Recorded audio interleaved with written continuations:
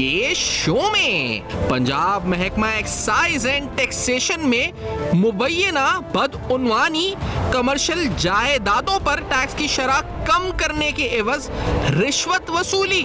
हर साल property tax revenue की मद में अरबों रुपए का नुकसान।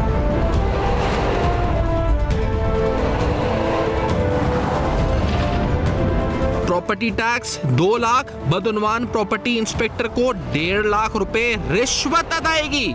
बदउनवान इंस्पेक्टर 2 लाख असल टैक्स की रकम कम करके उसे 10,000 रुपए कर देता है। वजीर आला पंजाब मरियम नवाज की जानिब से करप्ट नेटवर्क को खत्म करने का अज़म।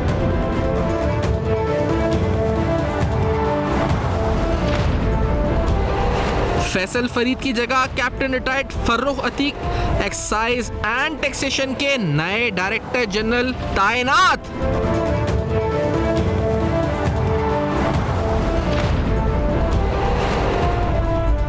अस्सलाम वालेकुम। पसपर्दा हक़ाइक़ सनसनीखेज़ इंकशाफ़ात प्रोग्राम बेनकाब, मैं हूँ आपके साथ सैफ़ान खान। प्रॉपर्टी टैक्स के हवाले से उसके असेसमेंट के अंदर मुबैना बदउनवानी का ये स्कैंडल जो आपके सामने रख रहे हैं, it is in billions of rupees, क्योंकि इससे एक्सचेकर को अरबों रुपए का नुकसान होता है। मुख्तलिफ स्टडीज़, मुख्तलिफ रिपोर्ट्स के मुताबिक पंजाब के अंदर जो डेमोग्राफिक्स हैं, जिस तरह अर्बन पॉपुलेशन में इजाफा है, उस इजाफे की वजह से प्रॉपर्टी की कीमतों में इजाफा हुआ है। लेकिन रिश्वत सतानी और अफसरान की तरफ से रिश्वत लेकर अंडर वैल्यू करना प्रॉपर्टी की वैल्यू को, और उससे बाद प्रॉपर्टी टैक्स की जो कैलकुलेशन या असेसमेंट है उसमें जो हेरा फेरी हो रही है, उससे कौमी ख़जाने को अरबों रुपए का नुकसान है।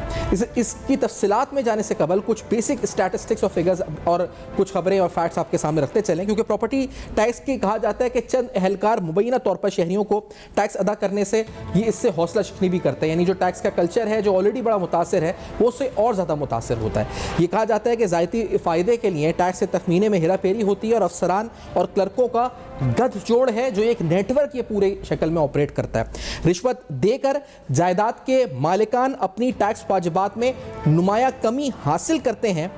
अंडर द टेबल लेन देन के जरिए कम शरह से लुत्फ अंदोज़ी होती है, और यानी आप गैर अखलाकी अमल, ईमानदार टैक्स दहिंदगान पर बोझ और सूबाई हुकूमत इससे फंड से भी महरूम होती है। यानी इसके बड़े बड़े नुकसानात होते हैं, और ये अंडर द टेबल जो तमाम चीज़ें होती हैं, ये रेवेन्यू लॉस पूरा का पूरा एक्सचेकर को होता है। मुतादिद शिकायत और जारी तहक़ीक़ात के बावजूद बदउनवानी अपने उरूज पर है, और प्रॉपर्टी टैक्स क्लर्क और इंस्पेक्टर्स को नैब FIA के मुकदमात और इंक्वायरियों का भी सामना है।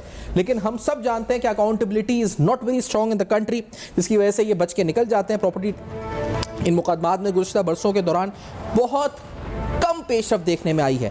मुबैना तौर पर जो एक्साइज एंड टैक्सेशन डिपार्टमेंट है, इसके अंदर मुंसलिक अफराद के असर रसूख की वजह से ये केसेस आगे बढ़ते नहीं। अगर ये जो पूरा मैकेनिज्म, ये मोड जो ऑपरेशन है इनका, ये आपको समझाएं तो कमर्शियल प्रॉपर्टी पर अगर टैक्स मिसाल के तौर पर 2 लाख रुपए है, तो बदउनवानी पर प्रॉपर्टी इंस्पेक्टर को 1.5 लाख रुपए आप रिश्वत की अदायगी करें, और बदउनवान इंस्पेक्टर आपका जो चालान या जो आपकी असेसमेंट अगर 2 लाख की है, उसको कम कर 10,000 रुपए कर देता है। यानी कहाँ 2 लाख और कहाँ 10,000। यानी अगर आपने 1.5 लाख रिश्वत दी है तो वो 10,000 आप टैक्स कर देते हैं। जो आपका टैक्स बनता है 2 लाख, उसका आप देते हैं सिर्फ 10,000 रुपये, और इसकी वजह से कौमी ख़जाने को, मुल्की कौमी ख़जाने को शदीद नुकसान पहुँचता है। वज़ीर आला पंजाब मरियम नवाज़ की जानिब से इस करप्ट नेटवर्क को ख़त्म करने का अज़म का इज़हार किया गया, और इसी सिलसिले में हमने देखा कि कैप्टन रिटायर्ड फर्रुख अतीक साहब को एक्साइज एंड टैक्सेशन का नया डायरेक्टर जनरल तैनात किया गया, और महकमा क्लर्कों और इंस्पेक्टरों के पास इख्तियारात की वजह से मजबूर महकमे में एहतसाब की कमी नुमाया नज़र आती है। उम्मीद करते हैं कि इसको एड्रेस किया जाएगा, जबकि एक्साइज एंड टैक्सेशन के मुतादिद एहलकार मामलात प्राइवेट दफातर और दीगर नेटवर्क के जरिए चलाते हैं। टैक्स रिलीफ की आड़ में आवाम को रिश्वत देने पर मजबूर किया जाता है, और एहलकारों के ज़ाती असासों और जायदादों को मुकम्मल उनकी छानबीन इंतहाई अशद ज़रूरत है कि की जाए। नाजायज़ मुनाफे की हद बेनकाब हो चुकी है, और टैक्स के निज़ाम पर अवाम का एतमाद जो है, इसकी बहाली नागुज़ीर है। अच्छा, ये जो नाज़रीन हमने जिस तरह आपको बताया है कि it is a very important scandal, यानी अगर आप देखें तो इसकी वजह से जो एक तो ये कि रेवेन्यू लॉस तो अपनी जगह हो ही रहा है, और जो स्टडीज़ हैं वो क्या कहती हैं इस पर आने से कबल, इसका जो नुकसान टैक्स कल्चर पर है वो भी बहुत ज़्यादा है। यानी अगर करप्शन होती है, जो जायज़ टैक्स पेयर हैं, जो जस्टिफाइड टैक्स पेयर्स हैं, वो भी डिस्करेज होते हैं अपना जो जायज़ टैक्स है वो हिस्सा देने से, क्योंकि वो समझते हैं कि अगर कोई शख्स रिश्वत देकर अपना टैक्स कम कर सकता है तो फिर हम पूरा क्यों दें। तो इससे पूरा का पूरा टैक्स कल्चर तबाह हो जाता है। मैं पंजाब के जो सूबाई वज़ीर हैं उन्होंने जो करप्शन इसमें हो रही है और इस हवाले से जो उन्होंने गुफ्तगू की थी कि कितना इसमें जो प्रॉपर्टी टैक्स की मद में जो करप्शन होती है, स्पेसिफिकली जब उन्होंने नया वैल्यूएशन मेथड इंट्रोड्यूस कराया था तो उन्होंने क्या कहा था एग्जैक्ट, और इस करप्शन की निशानदेही भी की थी सूबाई वज़ीर ने जब बजट की अनाउंसमेंट हुई थी। क्या कहा था, ज़रा सुनते हैं, लेट्स हियर दिस। नहीं, प्रॉपर्टी टैक्स जो है उसको अभी हमने नहीं बढ़ाया, मगर ये है कि हमने उसको एनुअल रेंटल वैल्यू से कैपिटल वैल्यू पे लेके जा रहे हैं, जो एक इंटरनेशनल तरीका है प्रॉपर्टी टैक्स को इंक्रीज़ करने का। उसमें से हम डिपार्टमेंट में जो करप्शन होती है, जो डिस्क्रिशन है हमारे लोगों की, वो ख़त्म हो जाएगी।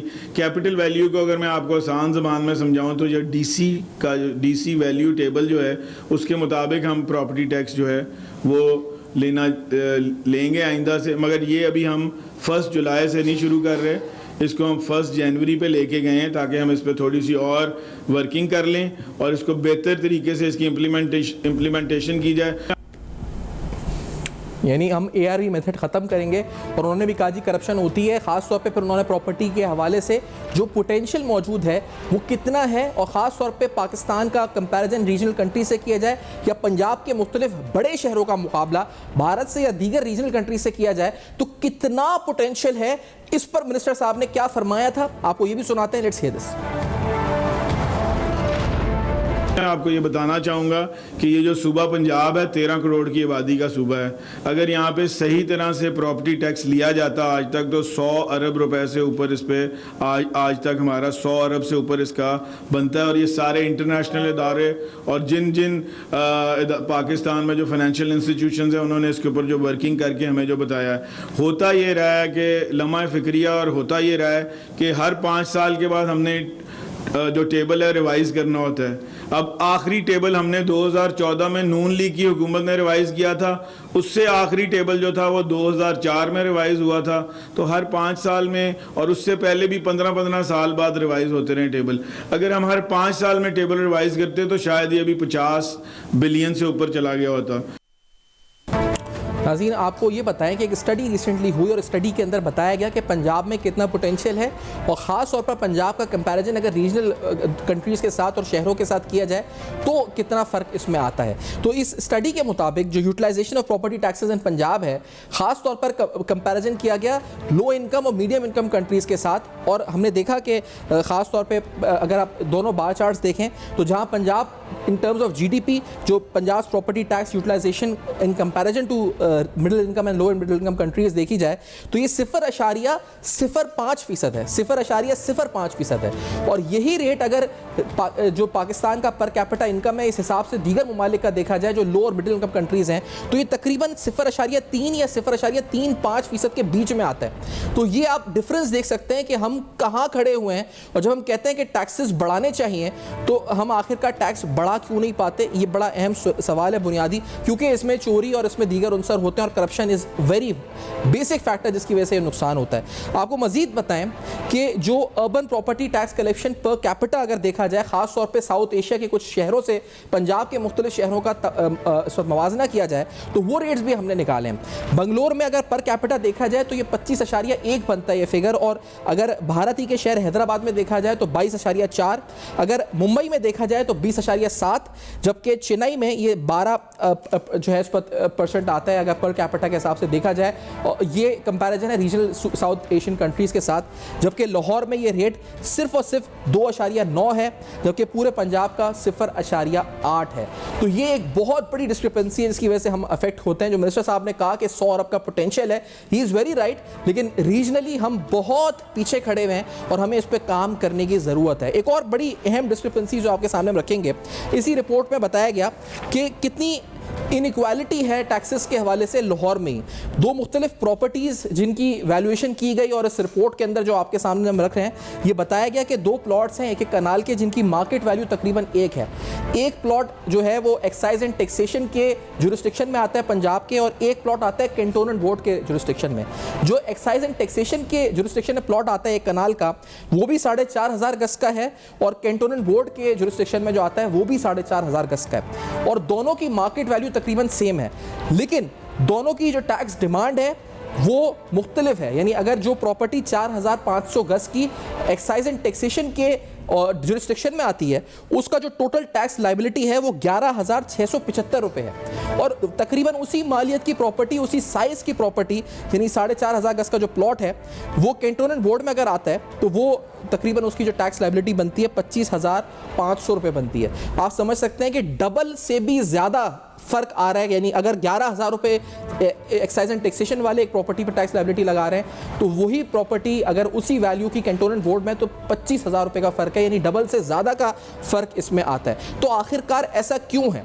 हम जो लॉसेस इनकर कर रहे हैं ये आखिरकार कब तक करेंगे? और खास तौर पे सीएम पंजाब मरियम नवाज साहिबा की तरफ से रिसेंटली इस अज़म का इजहार और इस पर बाकायदा काम भी किया जा रहा है कि एक्साइज एंड टैक्सेशन के मामलों को बेहतर किया जाए। इस सिलसिले में नई तैनातियां भी हुई हैं, मिनिस्टर साहब की स्टेटमेंट में आपको सुनवाई है। तो लेट्स सी कि इन तमाम चीज़ों का इफेक्ट क्या पड़ता है और कितने दिनों में पड़ता है। लेट्स टेक अ ब्रेक के बाद आते हैं तो अहम तरीन सवालात माहिरीन से भी पूछेंगे कि प्रॉपर्टी टैक्स के हवाले से ये मुबैना स्कैंडल, ये मुबैना गठजोड़ जो बेनकाब हुआ है, इस पर हुकूमत को क्या कार्रवाई करनी चाहिए। आफ्टर दिस ब्रेक हमारे साथ रहिए।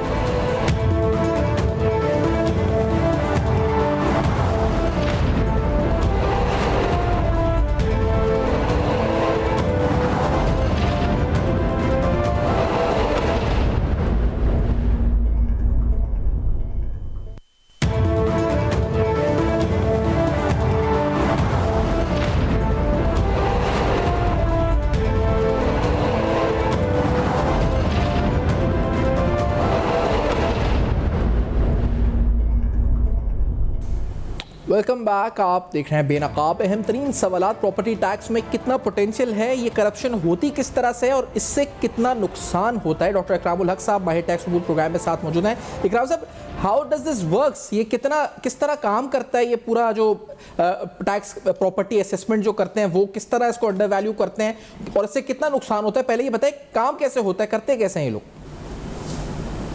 जी, ये असेसमेंट का जो तरीकाकार है वो ये है कि इंस्पेक्टर को एरियाज ईयर मार्क किए होते हैं और वो उन एरियाज के अपने अपने जो उनके यहाँ कमर्शियल प्रॉपर्टीज है, रेजिडेंशियल प्रॉपर्टीज हैं, उसका एक असेसमेंट करके तो लोगों को नोटिस भिजवाया जाता है। यूजुअली ये बहुत इसमें गठजोड़ ये होता है कि अगर आपकी प्रॉपर्टी का टैक्स जो है वो आज की वैल्यूएशन के हिसाब से 6 लाख बना है तो वो आपको कहेंगे जी आप 6 लाख अदा ना करें, आप इसकी अपील करें, हम आपका ये टैक्स जो है वो सिर्फ 2 लाख कर देंगे। तो इस तरह से ये एक चूंकि बहुत डिस्क्रिप्शन दी गई है और इस लिहाज से जो बड़ी बड़ी प्रॉपर्टीज हैं, चाहे वो कमर्शियल हो या लोगों के बड़े बड़े घर हों, वो बराए नाम किस्म का टैक्स दे रहे हैं। जबकि पूरी दुनिया में ये समझा जाता है कि बजाय कि आप इनडायरेक्ट टैक्सेस लगाएं, आप जो प्रॉपर्टी वाले लोग हैं जिनके पास बड़ी ल्यूक्रेटिव प्रॉपर्टीज है उनके ऊपर प्रॉपर्टी टैक्स लगाएं ताकि एक मुनसिफाना टैक्स का निज़ाम कायम हो सके। सारी दुनिया में जहाँ भी माशरे ने तरक्की की है वहाँ ये टैक्स जो है वो म्यूनसिपल लेवल पे लिया जाता है ताकि लोगों को सेहत की सहूलियात, ताकि लोगों को एजुकेशन की सहूलियात दी जाएं। अब एक मसला तो ये है कि सूबों ने ये टैक्स नीचे कभी पास ऑन नहीं किया है और वही पुराने महकमे जो एक्साइज एंड टैक्सेशन के बने हुए 18वीं तरमीम से पहले वो उसी तरह ही लूट मार कर रहे हैं और जो नई रेवेन्यू अथॉरिटीज बनाई गई उनको भी ये काम नहीं दिया गया। अगर मकसद ये था कि वो सेल टैक्स और सर्विसेज कलेक्ट करेंगे तो एक ही अथॉरिटी बना ली जाती और उनके नीचे ही लेकिन ये बताएं कि ये मिनिस्टर साहब ने फरमाया कि 100 अरब रुपए we can collect out of it. आपको लगता है कि इतना पोटेंशियल है या इससे भी कहीं ज्यादा पोटेंशियल है इसमें अगर मुनसिफाना तरीके से कलेक्ट हो ये टैक्स? नहीं, अगर इसको दुरुस्त तरीके से जैसे आज दुनिया में टैक्सेशन होती है प्रॉपर्टी टैक्स की, तो मेरा ख्याल है देखिए पंजाब अब 130 मिलियन का, ये तो एक मुल्क इस तरह बड़ा तो कोई आपने देखा होगा कि यूरोप का कोई इस वक्त मुल्क भी नहीं है जिसकी आबादी इतनी हो, मगर यहाँ से एक बहुत ही आप देखें 70-80 बिलियन सिर्फ टैक्स का आना और उसमें अभी मैं स्टैम्प ड्यूटी भी ऐड कर रहा हूँ, तो ये तो ना होने के बराबर है। जबकि अगर आप इंडिया के शहरों को देखें जो उनके बड़े बड़े शहर हैं वहां से तो हजारों यानी कि बिलियंस के हिसाब से टैक्स आता है और हम कराची शहर, लाहौर शहर जो बड़ों में हम देखते हैं कि लोगों को जो आज सिविक किस्म की सहूलियात भी नहीं मिलती, तो वजह यही है कि ये प्रॉपर्टी टैक्स एक तो प्रॉपर्ली कलेक्ट नहीं होता और फिर जाहिर है कि जब वो प्रॉपर्ली कलेक्ट नहीं होगा तो खर्चा तो आपको पता ही है। लेकिन ये जिनकी जेबों में जाता है अगर उनको आइडेंटिफाई करें ईएनटी के कौन से अफसरान है स्पेसिफिकली जिनकी या फिर ये पूरा नेटवर्क है जो जिनकी जेबों में जाता है जो ऊपर तक लोग मुलव्वस हैं?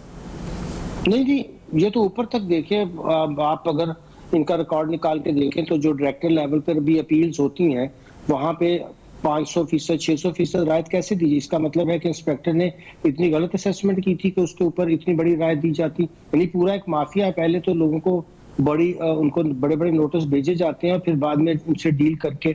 आपको याद होगा कि 1-2 साल में इन्होंने कोशिश की थी कि लग्जरी टैक्स लगाए 2 कनाल से ज्यादा के घरों को, उसके ऊपर बहुत रेट्स हुई। जब कोर्ट्स ने कहा नहीं ये लिया जा सकता है ऐसा टैक्स, तो फिर जानबूझकर इन्होंने खत्म भी कर दिया। यानी इनका कभी इरादा ही नहीं है कि जो शहर में बड़े बड़े अमीर इलाके हैं, वहाँ जो बड़े बड़े घर हैं, उनसे मुनासिब प्रॉपर्टी टैक्स लिया जाए। जो कमर्शियल बिल्डिंग्स है उनके जो रेंटल वैल्यू है उसके ऊपर टैक्स लिया जाए। मेरे ख्याल में अगर हम ये प्रॉपर्टी टैक्स इकट्ठा कर लें तो पूरे शहरों की जो जरूरियात हैं, जिसमें मैं अर्ज कर रहा था कि सेहत की सहूलियात हैं, आपकी एजुकेशन की, फिर उसके बाद आपकी सारी सिविक एमिनिटीज जितनी हमने सहूलियात देनी है पूरी हो सकती है। मगर ये हम इसके ऊपर बिल्कुल तवज्जो नहीं दे रहे हैं और बहुत सालों से लोगों ने पेपर्स लिखे, इस पर स्टडीज करवाई गई, वर्ल्ड बैंक ने हमें इसके लिए बहुत सा पैसा दिया कि जी आप इसको प्रॉपरली कलेक्ट करें। मगर हमारे जाहिर है जो लोग हैं, जहाँ इतना करप्शन है इसके अंदर, तो वो क्यों इसको सही करेंगे? आप देखिए कि बड़ी बड़े प्लाजास बने होते हैं, मगर अगर आप उसका प्रॉपर्टी टैक्स मालिक का देखें जो उसने किराए पे जहाँ दी हुई है दुकान, वो ना होने के बराबर है। तो ये शो करता है कि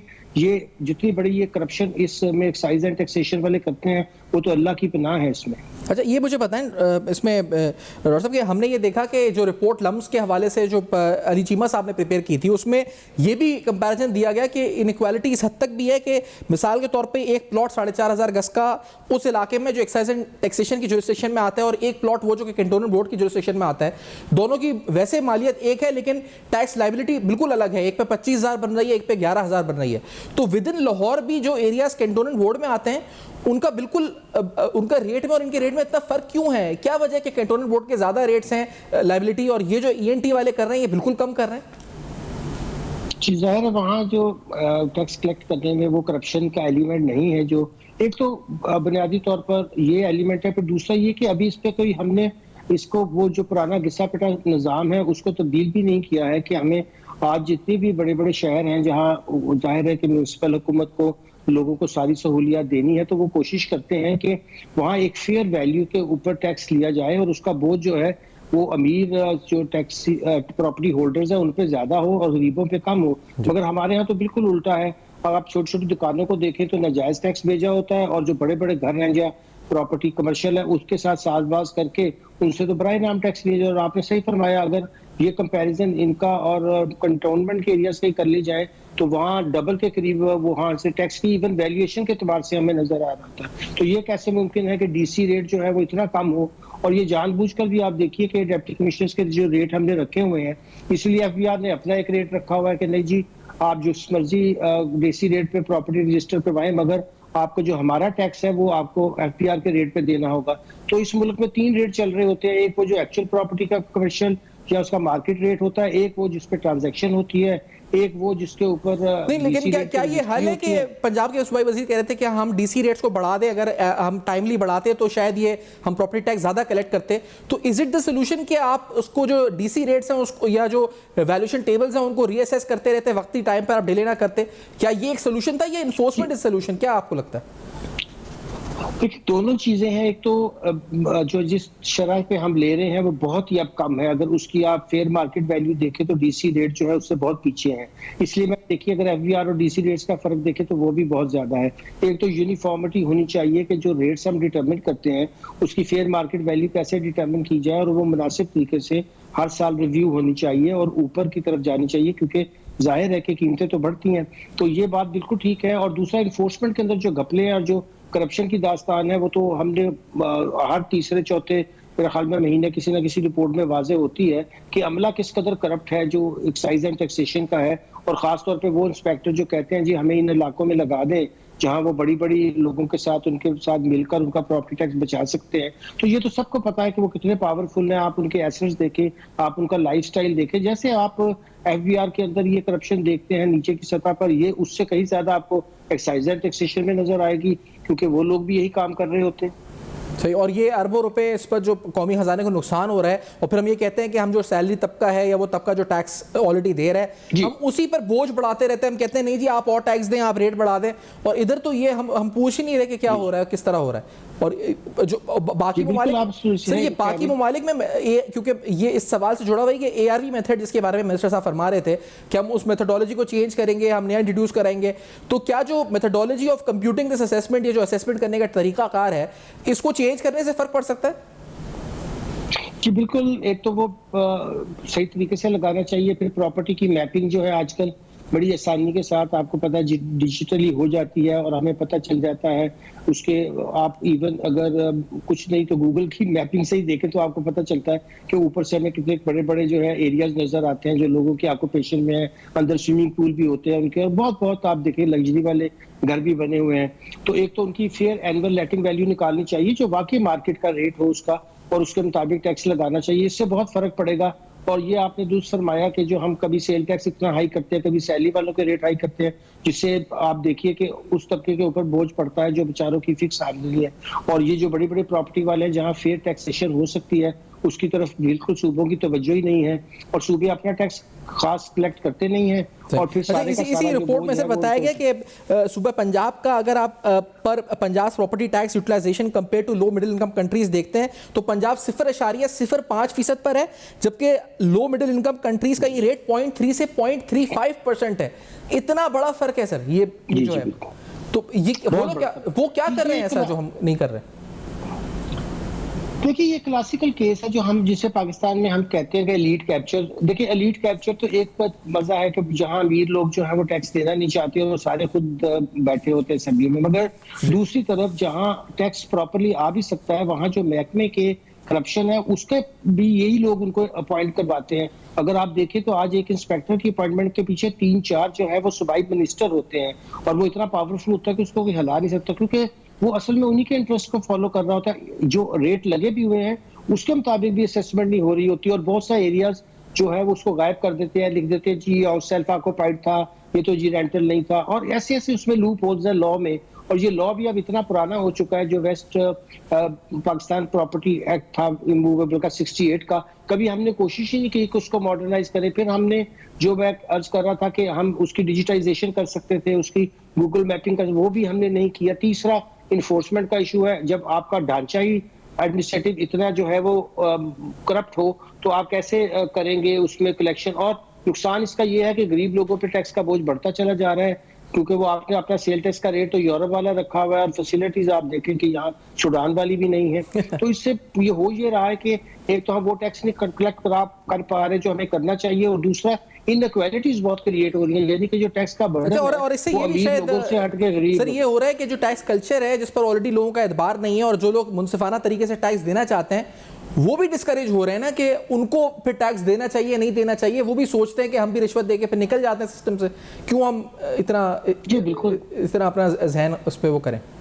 खर्च करें। जी बिल्कुल दुरुस्त फरमाया। आप देखिए बिजली की चोरी में जो मीटर रीडर होता है उसके साथ मिलकर लोग करते हैं, इसी तरह ये प्रॉपर्टी में भी जब भी प्रॉपर्टी की वैल्यूएशन का मसला आता है उसी वक्त ये इंस्पेक्टर जो है और जो फिर उनके जाहिर है ऊपर जो ऑफिसर्स हैं उनको भी पता होता है, ये सब मिले होते हैं, और इसकी वजह से वही फिर आप देखिए कि लोगों की बदइत्मादी सिस्टम से उनकी फेथ उठता चला जाता है कि यहाँ टैक्स का निज़ाम इतना बुरा है, तो फिर लोग सोचते हैं कि मुझे भी सारा टैक्स क्यों आपने बर्डन पास ऑन किया हुआ, उनकी हर चीज के ऊपर आपने टैक्स लगा के। फिर यही पैसा अगर से सही तरह यूटिलाइज हो, जैसे भारत के मुख्तलिफ शहरों के जो रेट्स इस रिपोर्ट में लिखे थे कि वहाँ पर urban property tax collection per capita Bangalore में 25 है, हैदराबाद में 22.4 है, मुंबई में 20.7 है, चेन्नई में 12.9 है, जबकि लाहौर 2.8 है सर, और इसी तरह फैसलाबाद 2.5 है, पंजाब 0.8 है।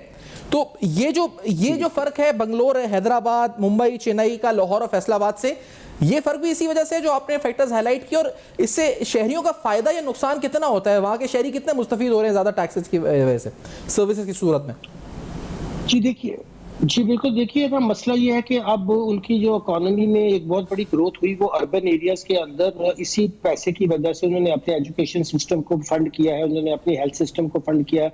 इन दो चीज़ों के अंदर ये पैसा म्यूनिसिपल जो कॉर्पोरेशन ने बहुत ज़्यादा वहाँ इकट्ठा किया।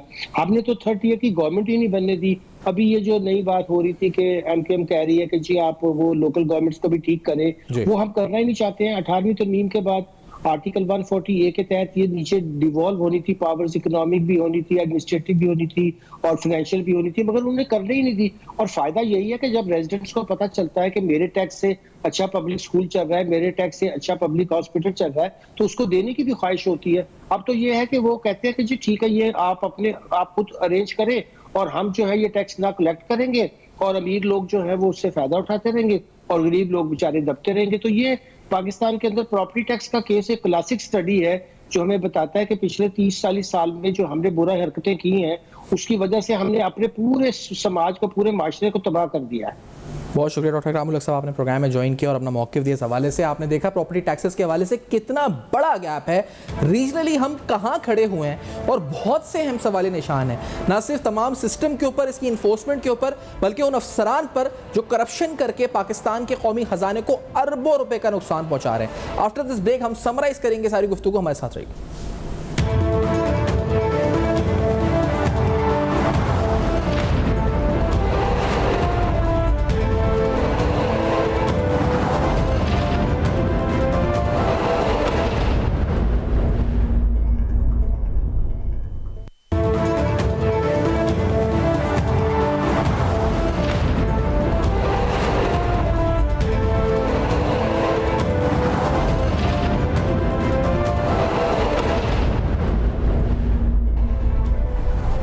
Welcome back. आप देख रहे हैं बेनकाब अहम तरीन सवालात, एक्साइज एंड टैक्सेशन, इसका निज़ाम, इसमें होने वाली करप्शन पर आज प्रोग्राम में उठाए। आप फीडबैक दे सकते हैं फेसबुक, ईमेल और एक्स पर।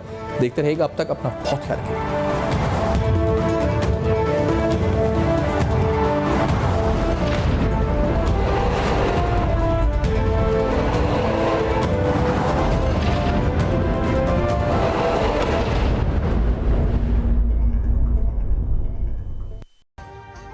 अभी सब्सक्राइब करें ताकि कोई खबर रह न जाए।